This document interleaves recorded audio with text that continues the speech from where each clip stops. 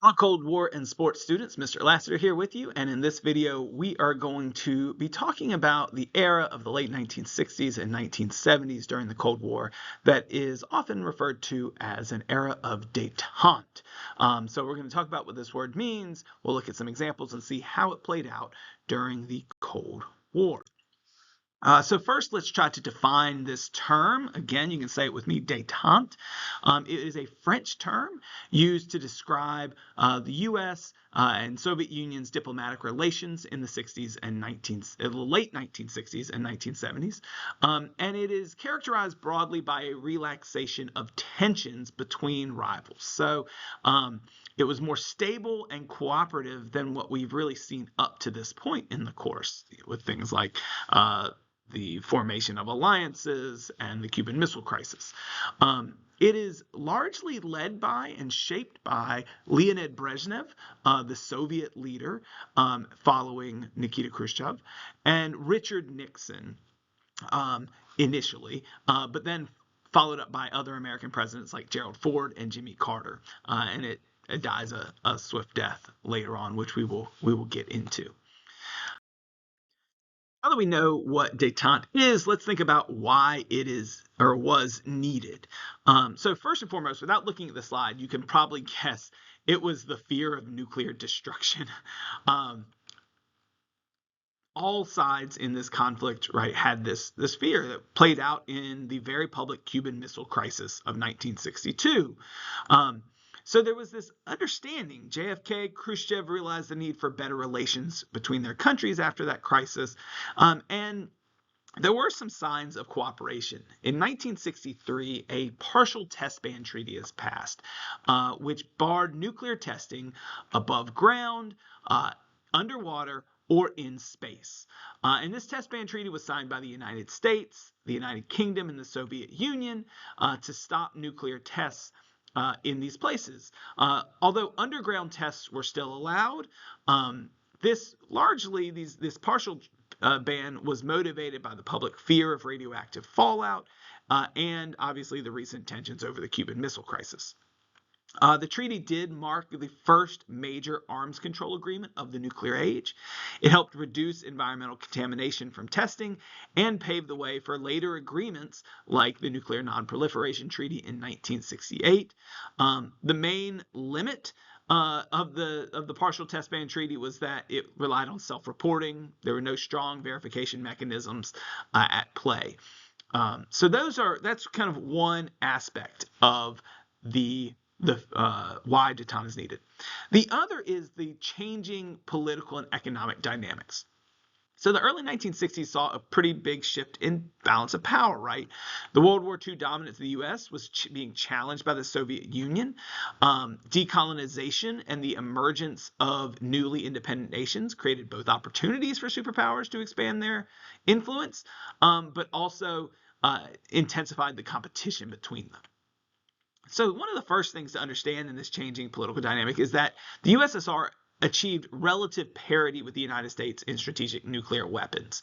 They had developed a nuclear arsenal comparable in size and to the United States, and had ended kind of the U.S.'s monopoly on strategic nuclear power. They were very successful in testing intercontinental ballistic missiles, or ICBMs, which we'll talk a little bit more on later, as well as nuclear warheads. And this really kind of gives way to this sense of mutual vulnerability that we talked about in class called mutually assured destruction, or MAD for short. The second thing that's kind of changing here is the U.S. was experiencing a slowdown in economic strength and vitality.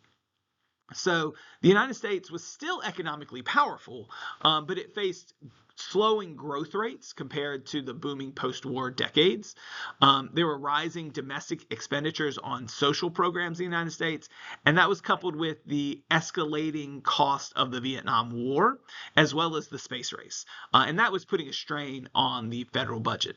So those economic pressures made it difficult for the United States to maintain just kind of an unchallenged global supremacy in perhaps even conventional warfare, but especially nuclear capabilities. The last thing to note is that there were rising tensions between the Soviet Union and China. And your book has more on this, but there were ideological and strategic differences between the Soviet Union and the People's Republic of China, and those became more and more pronounced as time went on, and it culminated in what's called the Sino-Soviet split. Um, Basically, these were disagreements over the correct paths of communism. It involved border disputes between China and the Soviet Union, and competing claims for kind of being leaders of the global communist movement. So that fuels a great deal of mistrust. And that's going to allow the United States to exploit divisions within the communist bloc. So I mentioned Richard Nixon was a key figure for the United States in the era of detente. So let's talk a little bit about his role.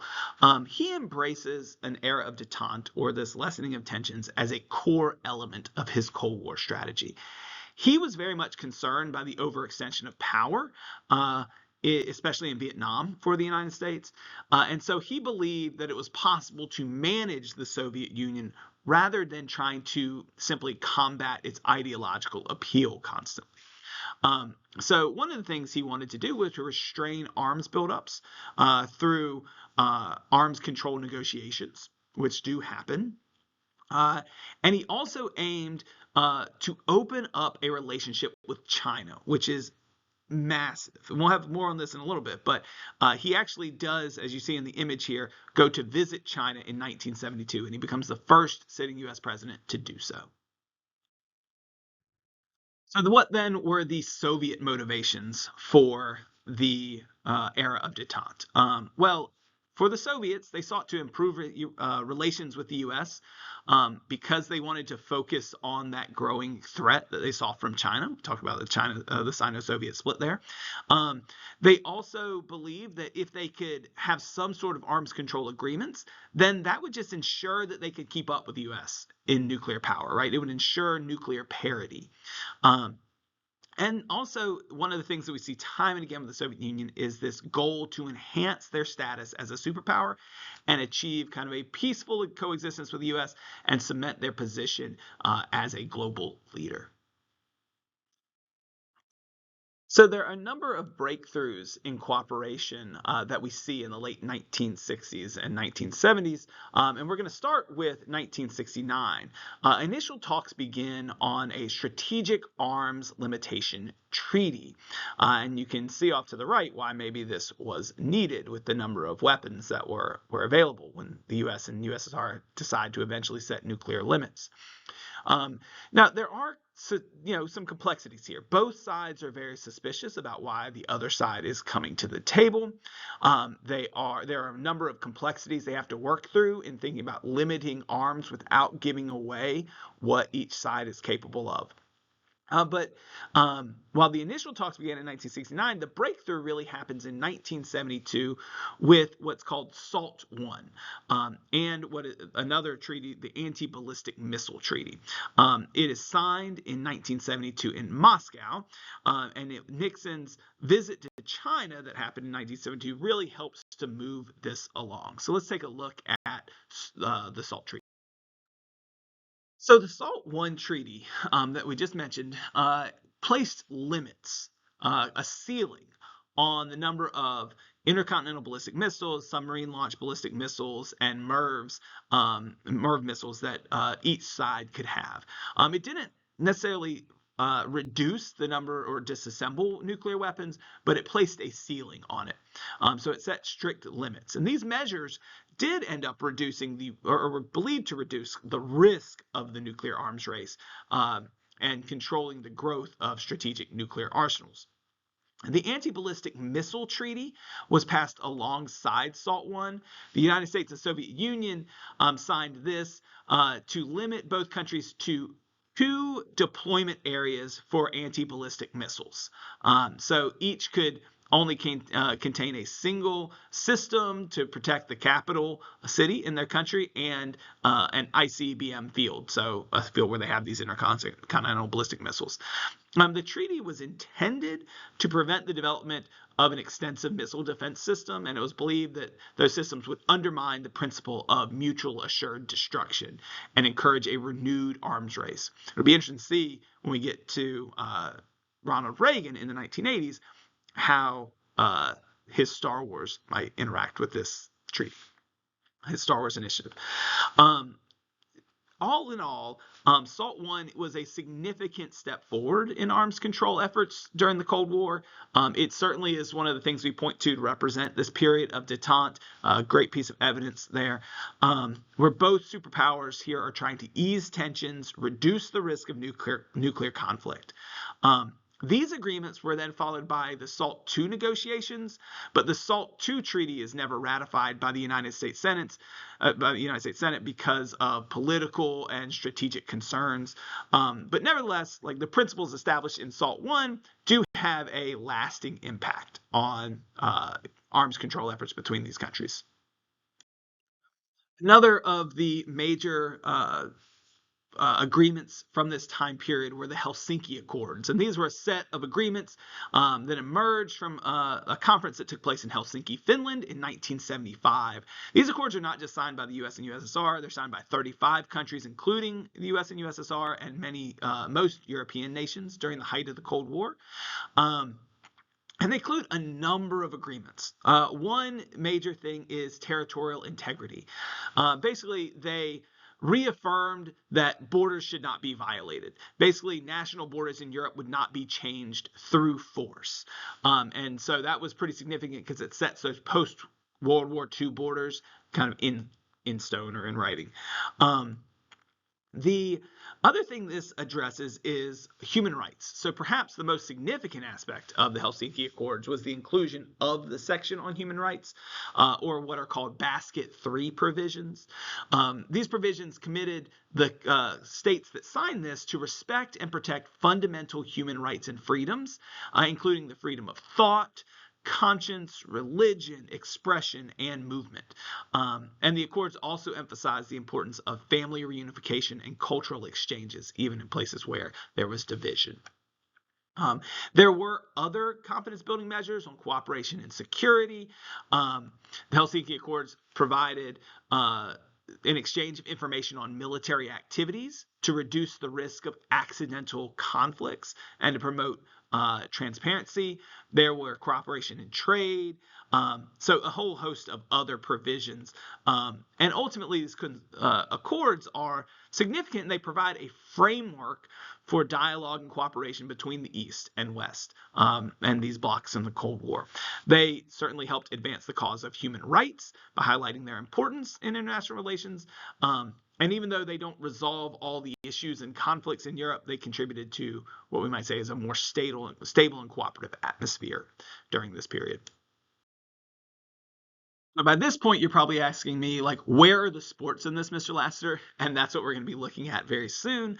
The main sports and cultural exchange that we're going to be talking about is what is known as ping pong diplomacy. This is where the U.S. sent international table tennis teams to China for a series of games, and really sparks the opening of public discussions and dialogues between the United States and China, which will ultimately culminate in Richard Nixon visiting China. So more on that in class. There are other sports and cultural exchanges that highlight this era of detente. Another notable one is Canada's involvement in hockey summits. One specific one was Team Canada versus Team Russia in what was called the Summit Series. I don't have time to talk about it in this video, but it's fascinating and it gets pretty brutal. But it's two very different hockey styles going head to head. Also, the Russian national team did come over to the United States and play NHL teams. And so probably give you a little bit more on that later as well. So to wrap up, let's just talk about what was it that kills detente, right? Why does this period come to an end at all? Soviet Ambassador Dobrynin said, all in all, one could say that detente was to a certain extent buried in the fields of a Soviet-American rivalry in the Third World. And he would not be entirely incorrect here. Proxy wars caused a number of problems during this time period. Detente faltered as both powers supported opposing sides in global conflicts in the Middle East, in Angola and Ethiopia, in Vietnam, in Iran and Afghanistan. And we're going to be looking at those more specifically in class when we finish up detente. And then also there's the China factor here, right? Nixon's approach to China in the 1970s created kind of a triangular power dynamic, and the U.S. was able to exploit a Sino-Soviet split. But of course, that the USSR perceived this as a direct threat, which strained the U.S.-Soviet ties eventually by the late 1970s. And then there is also the opinion of historians that perhaps detente was oversold.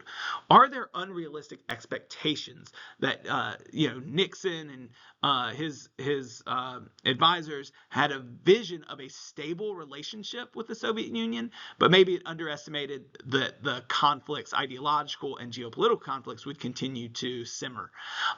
And Soviet actions. Policymakers believe the Soviet Union was using detente to strengthen its global influence without actual good intentions. And so those are some things that were undermining it. And then also we have to understand there are political shifts, right? Nixon is not president forever. He ends up having to resign the presidency in disgrace over Watergate. But Gerald Ford, his successor, avoided using the word detente at all, which reflected the growing skepticism in the United States. Jimmy Carter, he believed that the USSR was taking advantage, was trying to exploit detente for strategic gains. And so he advocated a more moral approach to foreign policy, even as he distrusted the Soviet Union. And Ronald Reagan, when he comes to the presidency in 1981, he explicitly rejects detente. He characterizes the Soviet Union as an evil empire. He reignites old Cold War rhetoric, and detente basically comes to an end. So one thing we need to think about, detente does not end due to a single event, but it's kind of a result of an ideological, geopolitical, and domestic pressure on both sides, and that challenge of balancing cooperation with competition. And if you want to know more about that, take that course. All right, that's it for today. Hope you have a good one and move on to your next assignment.